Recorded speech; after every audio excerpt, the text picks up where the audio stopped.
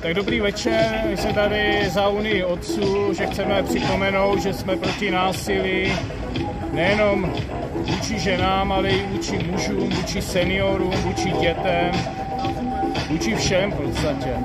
A nelíbí se nám, jestliže se bere jednostranně jenom násilí mužů vůči ženám a nebere se násilí žen vůči mužům anebo vůči těm skupinám, které jsem zmiňoval. Jsem sociálním pracovníkem Unie otců už 13 roků, takže za tu dobu jsem měl spoustu rozhovorů a setkání osobních nebo telefonických s mnoha tisíci otci, muži, a z toho nám vychází statistika, že 73% mužů zažilo domácí násilí.